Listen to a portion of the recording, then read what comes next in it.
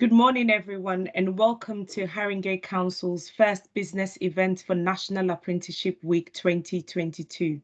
My name is Aku Khalif, and I am the Principal Employment and Skills Officer for Haringey Council, leading on youth employment and skills strategy. The Employment and Skills team have partnered with London Progression Collaboration and our funding team within Social and Economic Regeneration to bring you today's event. The aim is to inform you about the Council's Apprenticeship Levy and loans to help you grow your business and increase your workforce through apprenticeships. Before I introduce you to our first speaker, please permit me to take you through the agenda and some house rules.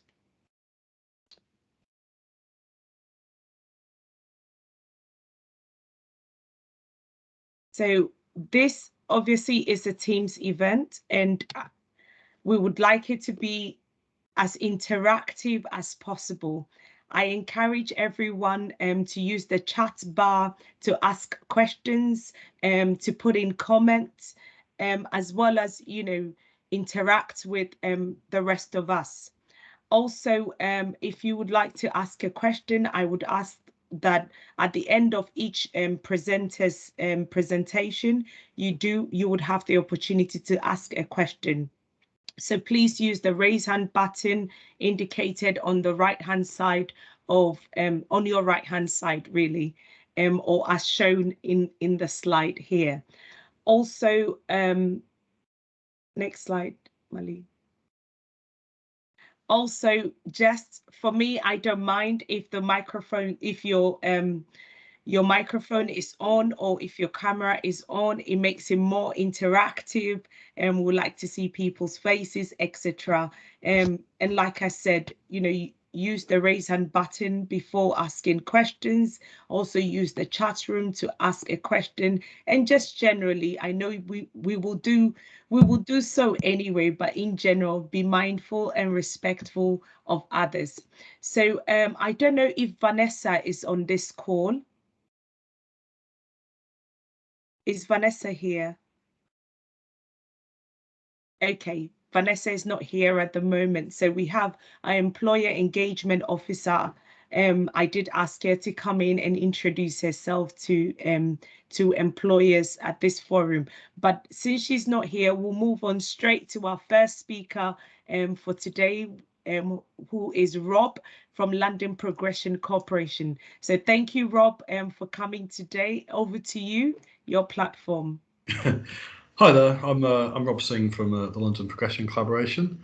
Just going to share a few slides with you, just to, I guess, go through some of the basics around apprenticeships, how to, what sort of funding is out there, and how to tap into that. So, can everyone see the presentation?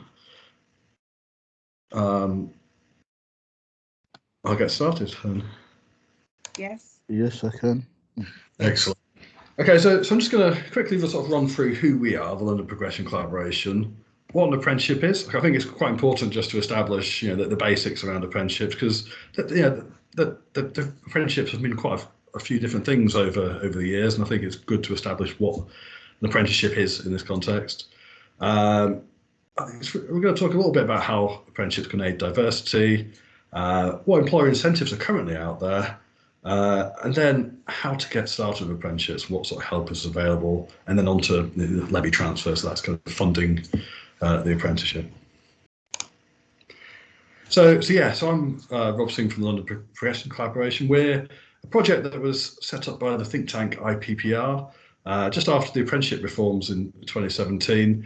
It was found that apprenticeships are really faltering in the capital. Especially small businesses weren't taking up the opportunity. There was lots of apprenticeship levy which was unused, and the system needed a bit of a push. So the think tank IPPR were tasked with doing a bit of research around what was happening, and we came up with the idea of the project, the London Progression Collaboration, to tackle that. So a really sort of hands-on, supportive intervention to help both small and large businesses to get on with apprenticeships, really. So we're on a mission to make sure that low-paid Londoners can get better quality and higher paying work, and to make sure that businesses can survive and grow.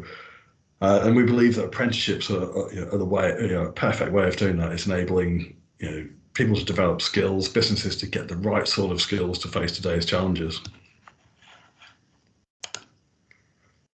And we've been around for a couple of years now, and actually I've just noticed I've got some slightly out of date stats on here. We've actually now supported over 700 apprenticeship starts, and we've shared 9.1 million of levy, and we've actually supported over 170 SMEs. Apologies for my slightly out of date stats, but just I guess just to let you know, we're quite experienced in supporting businesses across London, and have managed to share a lot of apprenticeship levy, which I'll talk about in a moment if you're unsure as to what apprenticeship levy is.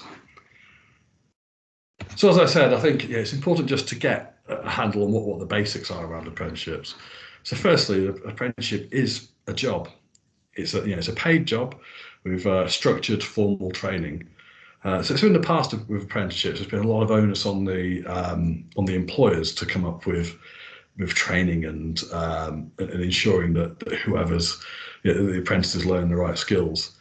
Now there's a formalised syllabus for each apprenticeship. So if you were doing an apprenticeship in two different employers, you should really be gaining the same skills which are transferable and which are going to give you the right skills for industry.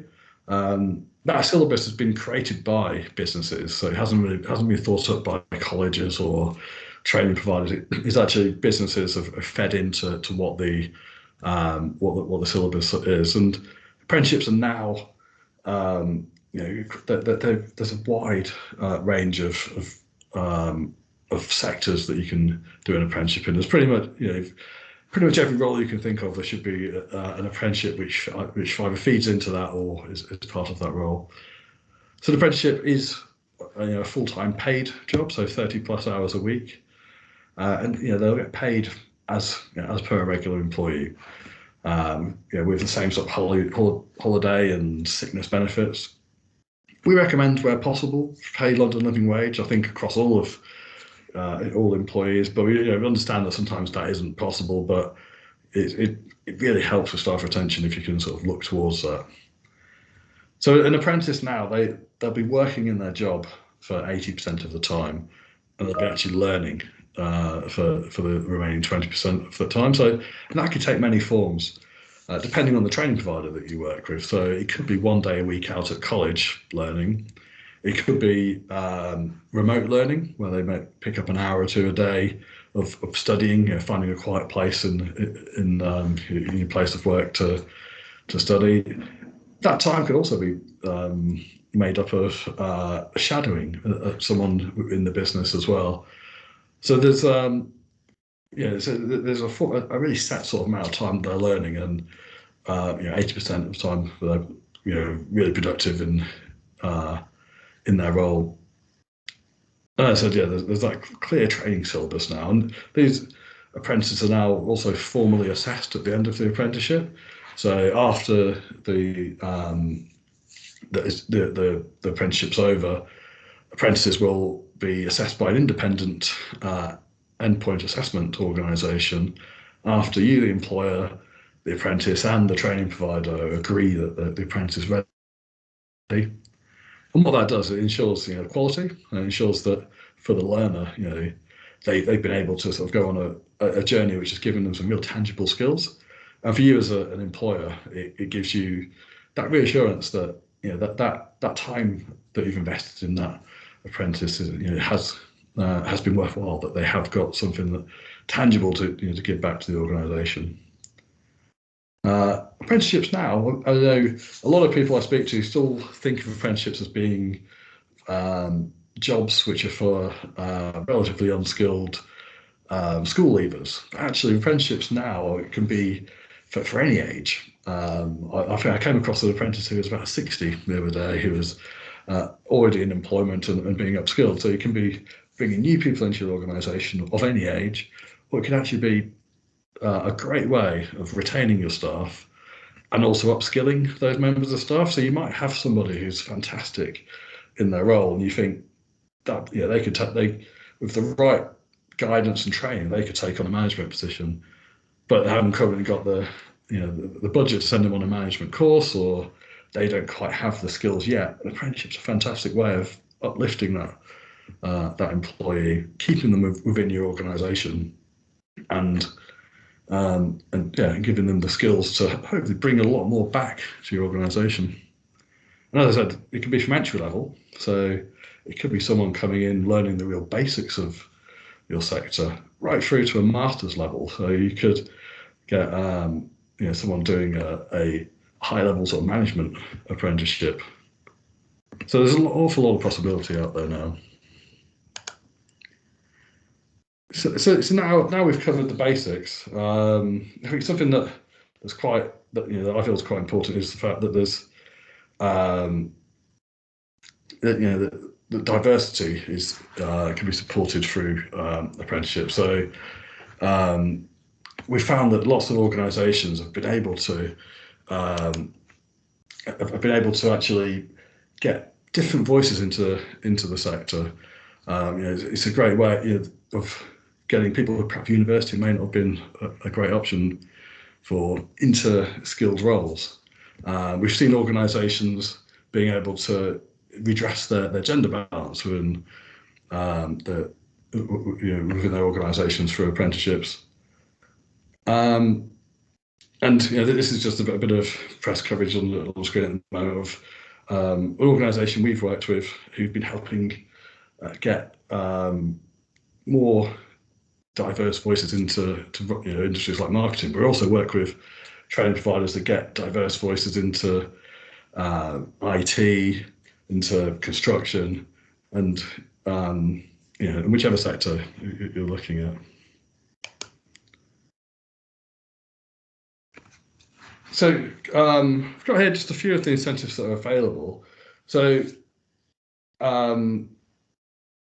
the moment, the green line where there's 3,000 has recently been paused. But if you're an SME with under 50 employees, you're taking on an 16 to 18-year-old, you can get your apprenticeship training fully funded. If you're an SME with over 50 employees, you could, the government can help a little bit, or you could get some levy, someone like Haringey Council to pay for the apprenticeship training through levy transfer. There's an incentive payment around age. So if you're taking on a young apprentice, there's a £1,000 incentive available. If you're taking on someone who's had a care plan, there's also that £1,000.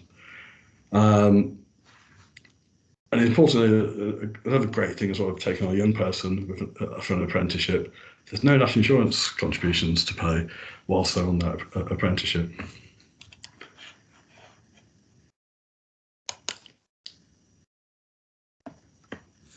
So how do you get started with apprenticeships? Well, the first thing to do really is to get registered for a digital apprenticeship service account on the .gov website. That's something that we can help with. We've produced quite a lot of free resources to give you a real step-by-step to set yourself up on a digital apprenticeship service. We also walk you through that process if you're struggling with a video call. And basically that's you connecting your HMRC account to the digital apprenticeship service account to ensure that you're able to receive the funding that you're able to get and pay for apprenticeship training. The next thing to do then is to look at which apprenticeship standards are going to help you to meet the objectives of your organisation. You might be thinking that something like digital marketing might help take your organisation further, but there are a number of different apprenticeship standards which cover digital marketing. And so we can help you to look at which of these apprenticeship standards, these apprenticeship courses, are going to help you to meet your business's objectives. or if you've got a member of staff who you want to upskill, we could look at what skills do they need to do that next role in your organisation, and which apprenticeships are going to help them to get there. Then once we've chosen which apprenticeship standard, we could then help you to look at selecting a training provider. So a training provider could be a college or a university or an independent national training provider, which will provide that sort of syllabus training that I talked about for the apprenticeship.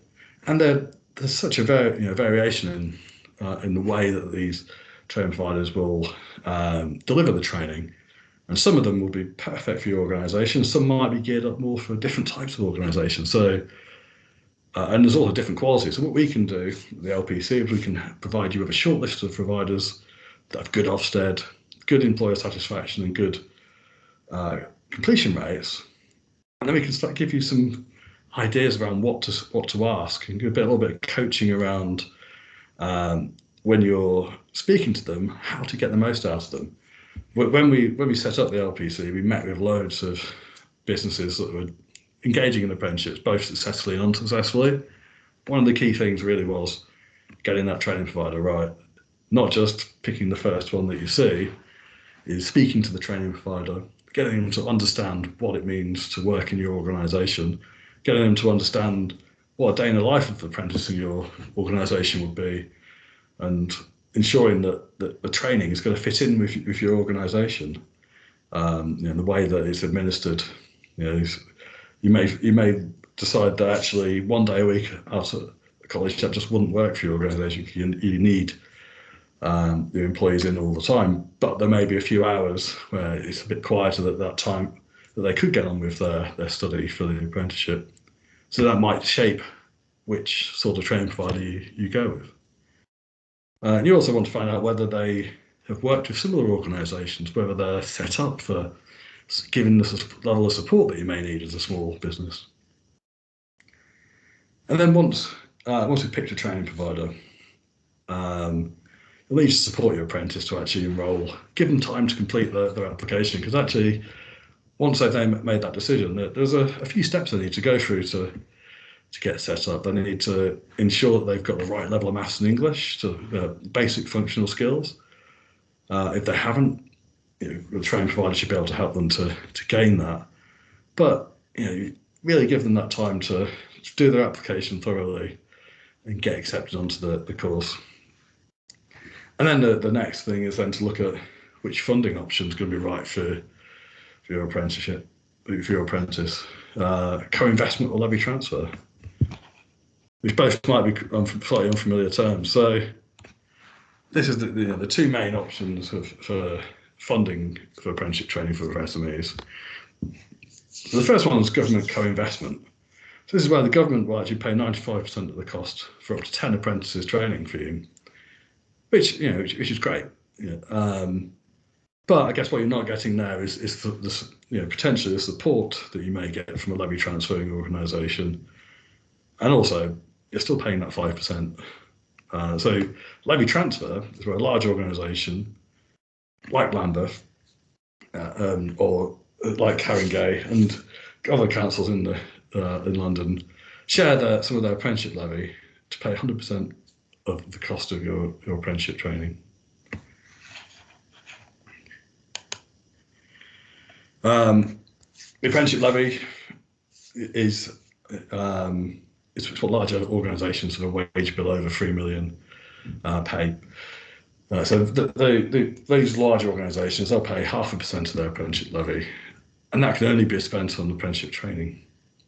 These organisations can then choose to share up to 25% of that levy to fund the training for businesses like yours.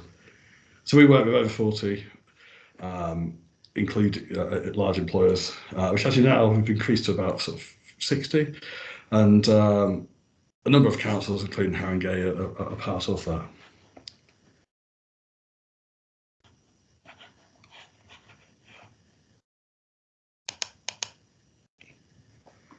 So the levy transfer process would be, I guess, you looking at deciding whether you want to offer an apprenticeship. We've got a short form that we'll ask you to fill in, which we really want to get a sense of what it is you want to achieve, what your motivations are, what you're planning to pay your apprentice, and then we'll talk that through with the team at Haringey, and look at whether you meet sort of basic sort of criteria around pay. So we're looking for people, where possible, paying over as close to London living wage as possible. If it's a real struggle in your sector and it's quite an established thing, we could have a look at what else is available in terms of funding, what other support there may be, and whether there's an exception. But I think where possible, we want to ensure that the residents are being paid fairly, and apprentices are being paid fairly. Now, once a decision has been made, and the council are happy to fund the levy transfer, we will then sort of help you to link your apprenticeship service account, which we will help you set up earlier, with Haringey's digital apprenticeship service account. And then from that point, your apprentice will then start their enrolment process. And once they're ready, the training provider or college will then create a cohort. So it could be a cohort of one or a cohort of however many apprentices you have, which will then be sent back to Haringey to approve. And as long as the apprenticeship standards and number of apprentices that were agreed to be funded match, then the team at Haringey will approve that, and then each month a little bit of Haringey's apprenticeship levy will go to paying towards that apprentice's training. So that was just a quick run through of I guess the apprenticeship system and how we can support. I guess I'll now sort of open up to any questions we have, and do feel free to ask any question, no matter how basic or how advanced you want. We do have a. I'll just stop sharing my screen now. Pete has a question. Hiya. Hi. Could you tell me, we're a business that has several properties across London, and in effect we're, if you like, a landlord, but a social landlord, and we wanted to take an apprentice on. I'm not quite sure would we qualify for Haringey? We've got a property, one of our properties is in Haringey, but we've got properties in Brent and Southwark and Lambeth and so on. So I'm not quite clear whether on eligibility. Well, I think the eligibility really for Haringey, and actually most councils, would be to support residents and businesses within the borough. So if you had an apprentice in one of your Haringey sites, or one of your proposed apprentices lived in Haringey, then they would be eligible. For the other sites, the LPC could probably help you find some funding either from those other councils or from a corporate partner. But yeah, certainly the sites that are in Haringey and the resident, the apprentices who live here, we can fund. And what type of so we pay at least the living wage, if not the London living wage. What financial assistance would be provided? So the apprenticeship levy would cover the cost of the training. So for the apprenticeship training, depending on the apprenticeship standard you you choose can be anything from 4,000 to 20,000 for the training element, and that's what the levy transfer will cover. Now, depending on which sector you're in, there sometimes can be some additional incentives, and also depending on the age of the apprentices as well. So if they're under 24, there's a national insurance break. If they're under 18, there's a £1,000 incentive at the moment. Thank you. Thank you. Thank you. Rob, Nazar has a question, and it is there any limit in terms of time of apprenticeships, minimum or max? So the minimum time for an apprenticeship is 12 months. So if you were taking on an apprentice, you'd have to commit really to employing them for the duration of the apprenticeship. In terms of maximum, well, each apprenticeship standard has its own time frame. So for example, a hospitality level 2 is a 12-month apprenticeship, whereas a digital marketing level 3 is an 18-month apprenticeship. That's the sort of minimum. That's the average time, but the minimum they can potentially do a little bit more training, which kind of eats into your time, I guess. The percentage and achieve that I think in a year. But it really does depend on the apprenticeship standard. There are so some of the degree level apprenticeships can be over a number of years. Did that answer your question? Or?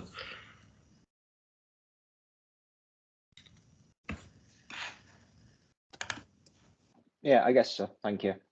Thanks. Thank you. We have another question from Carmel, and she's asking, is there additional funding to support people with learning difficulties? So I guess if these people have a local authority care plan or have ever had one, there's usually £1,000 support towards that. And then I guess I'm not sure whether there's any additional provision from Haringey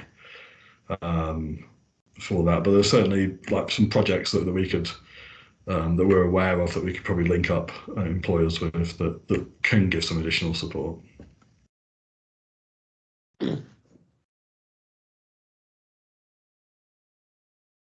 And I guess something that we have found as well is apprenticeships can be quite a good way of getting some of the more neurodiverse workers into the workforce.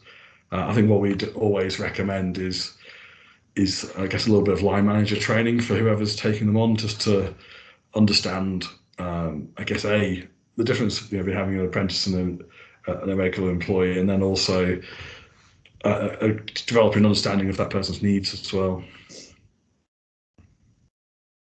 Carmel, please feel free to come in. Oh, thank you. Yeah, I was asking about, we have a college in Haringey for people with learning disabilities who are aged 19 to 25, and I'm fairly new there, but some of those young people are what looks like doing some work in the kitchen, for example, and there's no reason why that they could not be on an apprenticeship scheme. Some of them have aspirations to work in retail and other work, just like all of us would like to work at some point, and that's the purpose of the college. But it doesn't. It seems difficult. We don't have the funding to fund an apprenticeship for those particular people because we don't have a kitchen role per se, although they're doing a very valuable job. So I was just trying to think, well, how could we get the funding to make that happen?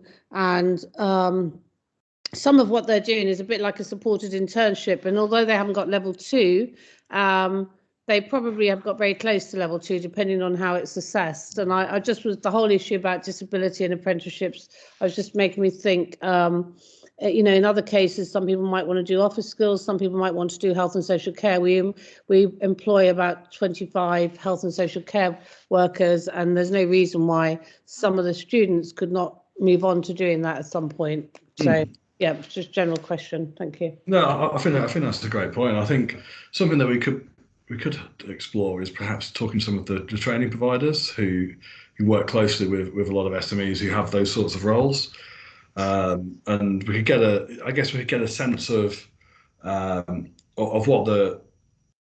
the minimum level of like that they would need to be able to take on those roles. And then the training providers should also be able to help access that, certainly that £1,000 incentive I talked about. But they could hopefully find employers to take on these young people.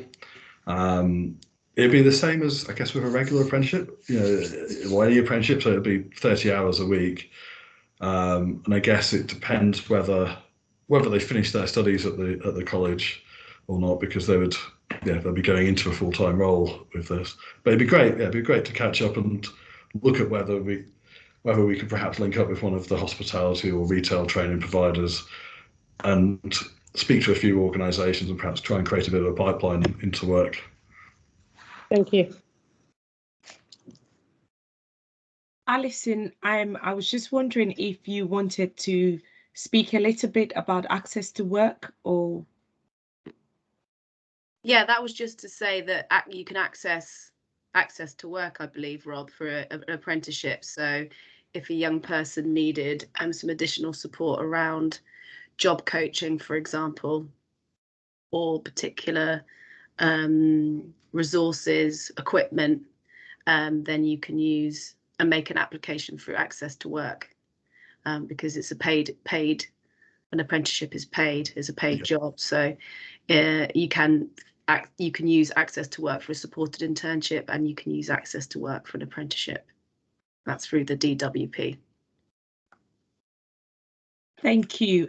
Alison, sorry to put you on the spot, but I think it's worth perhaps introducing yourself a little bit so that employers know who you are.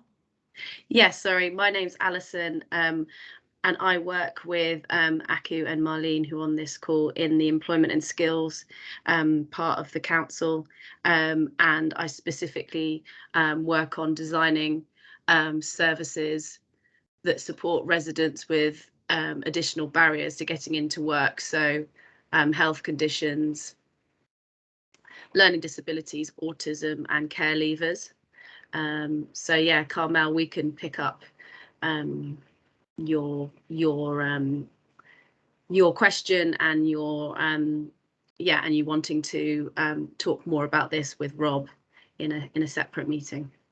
Thank you. Thanks, Alison.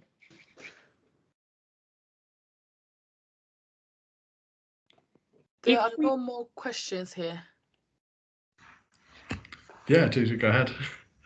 Okay, so thank you very much, Rob. It's been very insightful, and then hopefully there will be separate conversations happening after today's event. Next, we have our colleague from the Opportunities Investment Fund team, Deborah, who will be speaking to us about loan and funding opportunities for businesses in Wood Green and the Tottenham area. So Deborah, over to you. Hello, everyone. I don't know if you can see my screen, because I can't see anything. So can you just let me know if you can see my screen? Yes, we can. Yes, we can. Okay, great. Thank you. So my name's Deborah Hilton Kelly, and I work on the Opportunity Investment Fund. So I'm going to tell you a little bit about the fund.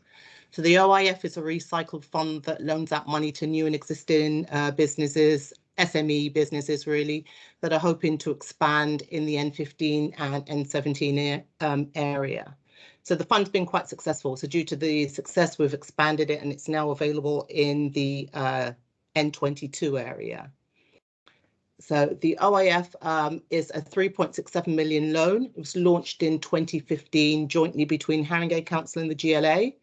The fund was formed as part of the Regeneration for Tottenham, encouraging existing businesses to expand and hopefully having new businesses come into the area. It's been quite successful, so Haringey now manages the fund on its own, and GLA is no longer part of the fund. So the loan has been very well received, and I think one of the successes of the fund is due in part to the location. Tottenham and Wood Green are quite central, and there's also great transport links. OAF also offers a number of discounts. You get a 30% discount on your business rates if you bring a new business, if you bring a new building, sorry, back into use.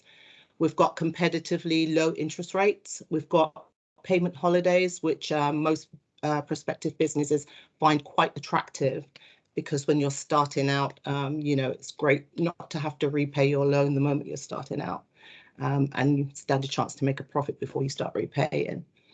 And exceptional business support. Prospective businesses are required to complete a business plan and financials, and sometimes most businesses may need a little help with that. So we offer help with them, as in assisting them with their business plans, assisting them with their financials. We offer one-to-one support. We have support at all levels. So that's something that businesses often find very, very useful. I also have an empty properties list that I send out on a monthly basis.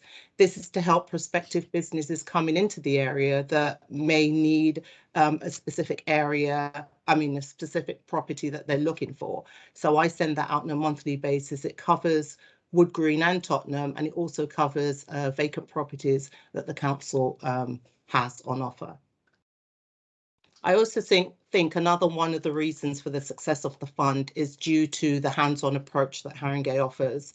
I work with the prospective applicants from the start of their loan application process, assisting wherever possible up to the completion of their loan. So I also meet with them once they've been successful and on board. I meet on a quarterly basis, go in, visit the business, find out how the business is doing, whether or not they need any help or assistance, things like that. So I'm always there. So I think that's something that the businesses have always really, really appreciated. So a bit of an overview for the criteria. So as I said, it's a business plan and financials. You've got to have a signed lease. You should create jobs, preferably for locals, and it should be paying their London living wage. You should also sign up to the Tottenham Charter, and most businesses are asked to accept and take on apprenticeships, which they are more than willing to do, as well as each prospective business should now have a guarantor. So as you can see, this is the map of N17, N15 and N22, which is where the OAF currently covers. So we've got 22 businesses to date that's currently roughly 22, 23 that have been approved. 5 businesses have fully repaid their loan. 12 OIF loan repayments are currently going on. And we've got about 20 to 25 businesses in the pipeline at the moment, and 5 are currently in the conditionally approved process. In the N15 area, we currently had 9 businesses to date that's been approved. We currently have 3 active businesses. One of the businesses, which is 1087, currently has 2 loans. So we've got 4 currently active. And as you can see on your screen, I've got Electric Grub, 1087, which is music studios, and Chuckoos, which is a tapas restaurant. N17, we currently have about 10 businesses that have been approved to date. Current active businesses, we have Redemption, which is a lovely brewery, Truecraft and High Cross, which is a pub, trendy little pubs. Unit 58 in events and studios. Roller Nation, which is roller skating, and ALP Stronghold, which currently has 2 loans. They are a bouldering and climbing wall facility. N22, we're really excited. As I said, they're quite new to the OAF. As you can see on your screen, those are the businesses that are currently in the pipeline. To date, we're hoping to have at least 4 of the businesses that you can see on the screen approved for OIF payments. So we're quite excited about that. I thought I'd give you a couple of OIF success stories. So Stronghold, as I said, is a boulder and climbing wall facility. That's based at High Cross. That was formerly in Ashley Road. The owner, who's an ex-climber himself, designed the entire facility, all the climbing walls, as well as the facilities and the merchandise. He decided he wanted to expand, moved to the High Cross in 2021, and the business has been doing really, really well. He's got other facilities, he's got other locations outside of the Tottenham area, but he's quite proud of the Tottenham facility. As I said, they've got merchandise and they've got a lovely cafe now. And later on this year, they hope to open a yoga facility on the ground floor. So that's quite exciting. Roller Nation, that's a roller skating rink and dance hall. That was opened about 4 years ago in Tottenham. It's currently in Bruce Grove. It's got a large skating hall. This is a fantastic facility. For those of you who've never been to Roller Nation, I highly recommend it. It's definitely got the wow factor. It's got an in-house diner, and it's got a venue hire.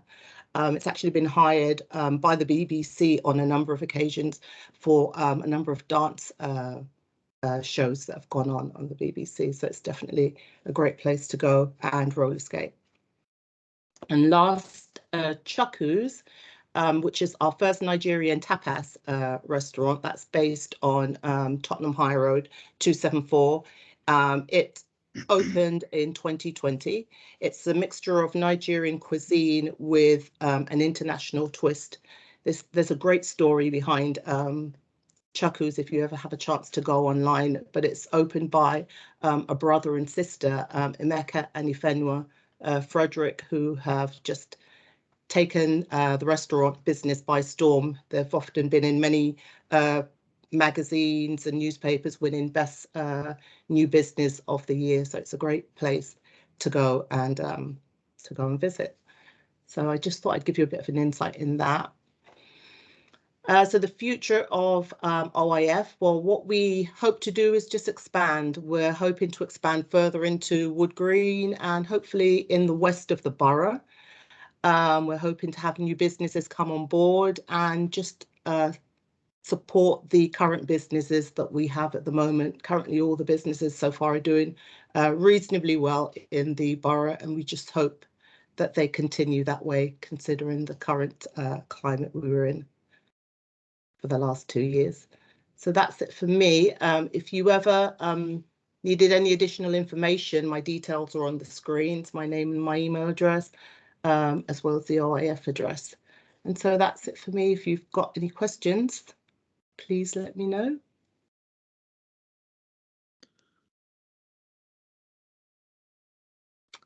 Okay, thank you very much, Deborah. That was very informative. I sort of have a question, really. Okay. So do businesses have to be established in Haringey to be able to access this fund, or it is open to new businesses looking to come into Haringey? It's open to new businesses looking to come into Haringey. Yes, but you have to be based in Haringey, or yes, have to be based in Tottenham or Wood Green. Okay, thank you. Any other questions? No? Yes, someone has got their hands up. Okay. Pete. Yeah, sorry. We've got several properties, and one is in Haringey. So okay. Would that make us eligible as a landlord? One of the criteria for OIF is signing a lease. So yes, if you're a landlord, yeah, we can definitely have a conversation. What part of it would depend on what part of Haringey that you're in. As I said, it covers N15, N17 and the N22 area at the moment. So it would be one of those 3 postcodes.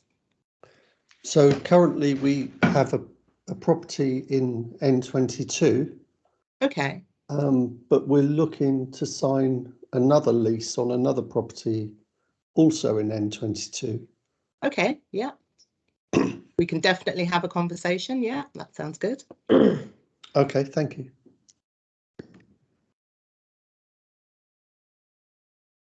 Okay, if there are no more questions, then I would like to invite my colleague Kuma, also from the Productive Valley Fund team. And Kuma will be speaking again to us about funding or loan opportunity for businesses in the Lee Valley area. Javed, can you load the screen, please? Yeah.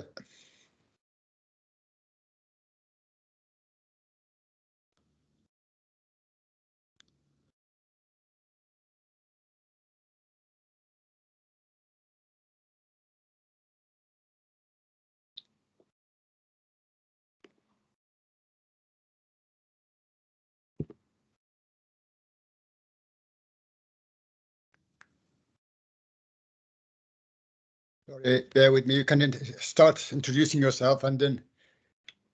Okay. Good morning. My name is Kumar. I'm the Productive Valley Fund Officer.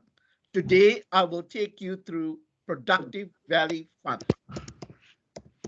I will start by explaining why Productive Valley, why the choice of word. The format of my presentation will be firstly to explain Productive Valley, followed by some case studies, both of successful loans and those who are currently working on. There will be pictures to illustrate all this. Finally, we can look at how we could take the loan forward, introducing and promoting amongst businesses. Following that, there will be a question and answer session. Bear with me, Kumar, sorry. Okay.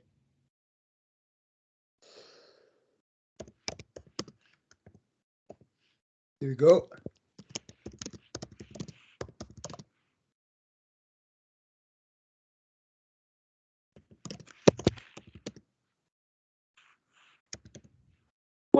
Whilst we're waiting for Kuma's presentation. Oh, I think it's ready now. Yeah, that is slide 1. Can you move to slide 2, please, Javed? Right. Why was Upper Lee Valley called the Productive Valley? In years gone by, the Lee River Valley was hugely productive, vibrant, and an economic success, hence Productive Valley. The next few slides will illustrate this. We will come to this in a minute.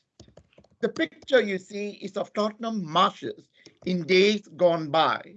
There are records to show the presence of mills in Tottenham, bricklaying industry, rich pasture land and agriculture, cattle and horses grazed, crops were grown, and even fishing. In fact, the Lee River is the second longest after the Thames. It provided a means of transport for the crops. The purpose of the loan is to regenerate the whole Upper Lee Valley area and bring it back to being productive, creating employment, apprenticeships, and workspace. Now we will look at the slides I mentioned a minute ago. Javed. Here we see River Valley as with a busy timber yard. Next, please. And you can see that there was even fishing up in the ferry lane. Next, please, Javed. Now, the aim of the loan. Productive Valley Fund has been provided to develop the area, which is currently derelict to its former glory, back to its good old days. To get to this, help will be provided to small, medium businesses to gain access to affordable finance to enable them to grow, to attract new businesses into the area, regenerate into a productive region. We will work with our partners, Waltham Forest and Enfield Councils, to achieve this. Next slide, please, David. The purpose of regenerating the area is to bring back derelict properties for commercial purposes, to create jobs, in this case, 210, to raise additional income in the form of business rates, and we are anticipating 120K, and to attract investments. In order to bring back productivity, we need skilled workforce. This can be achieved only through apprenticeships and training. Resources are available in all 3 boroughs. Next slide, please. The loan is available to businesses operating in this area and to those considering to relocate here. Next slide, please, Javid. The story so far. Now let's go back, Javid.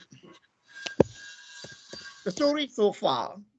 Since the relaunch in February 2021, we have met with about 60 businesses across all the 3 boroughs. We have been successful in offering 4 loans. The companies have invested their loans and are now expanding and growing. Currently, 6 applications are very much work in progress. Now next slide, please, Javid. Now let's look at some of the successful applications. Next slide, please.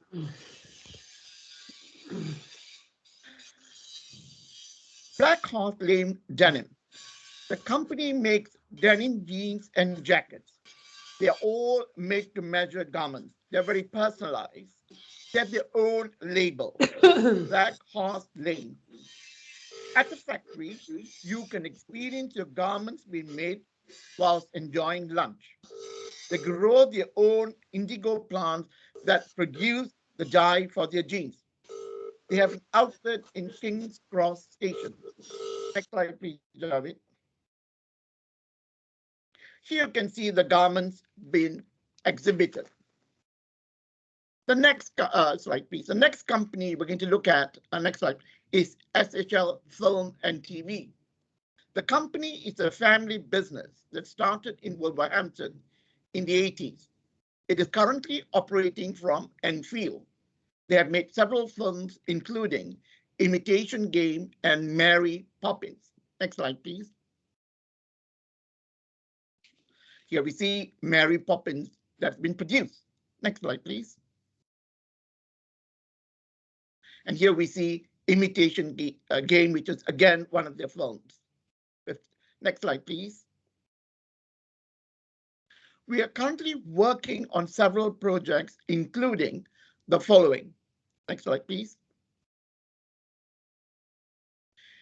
Curie Studios. It is a Haringey-based fashion and art design space. They specialize in garments, accessories, art, and furniture design.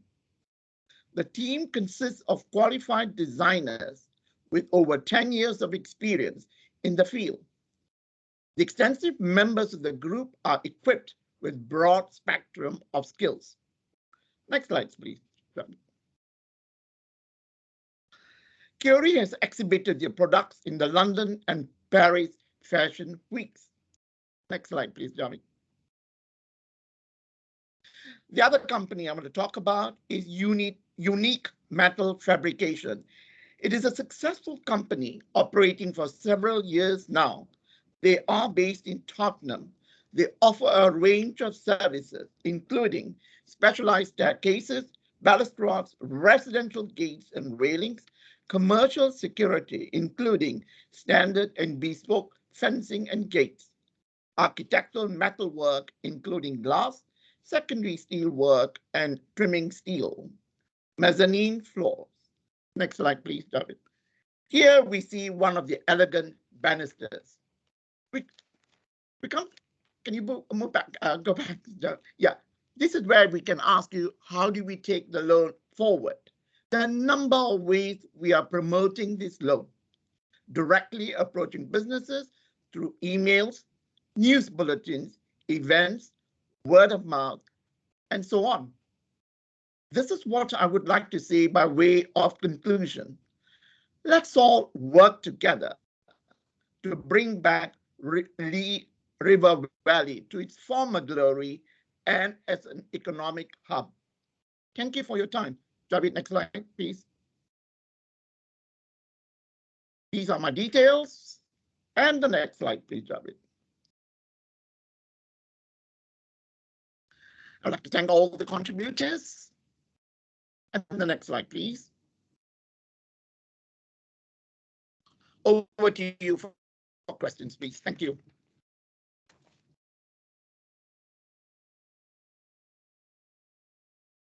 Does anyone have any questions?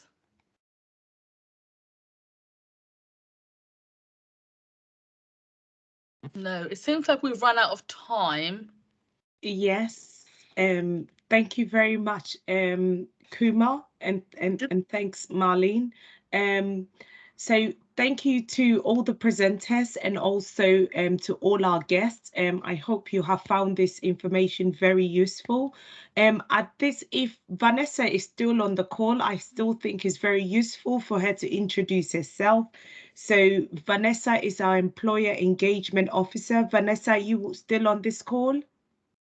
Hi, Aku. Yes, I'm still on this call. Okay. Hi, everyone. I'm Vanessa Owusu. I'm the Employee Engagement Officer for Haringey Works. And Haringey Works is a service that's been running for over 7 years. We are a bespoke service where we provide and support businesses to recruit the best local talent. So we work in partnership with a large network of local employment support services to be able to provide organisations with quality candidates. And in how we do that is we support them with their CVs, we take them to courses, we support them with cover letter interviews, etc. So the way in which we work with businesses is we want to ensure that we're giving them access to a large pool of people from different demographics of life, experiences, skill sets, and qualifications. And we do this by vigorously screening candidates according to each organisation's requirements. So say, for example, if an organisation was looking for somebody that is tech savvy, has a can-do attitude, I would then ask them a few questions to kind of see if they meet those requirements before passing them on to the employer, as we don't want to waste the employer's time. We want to make sure that we're providing quality candidates. We also support in creating job descriptions and advertising vacancies online for free, and supporting candidates in employment, and also making sure that we're engaging with different types of organisations from different sectors as well. So yeah, that's pretty much what we do. Those are my contact details. Marlene's just put it in the chat. So if there's any organisations, businesses that are looking to essentially find a variety of staff members, they're looking to recruit staff members or diversify their team, do let me know. We're a free service that we provide. A lot of people don't know about us, and we want to make sure that we're providing the best of the best. That's why we vigorously screen people. Yeah, that's it. If you've got any questions, I'll drop my number as well if you want to speak to me directly after this call. But that's it. Thank you. Thank you, Vanessa. So thank you all for attending today's session on apprenticeship levy and loans for local businesses. This session has now come to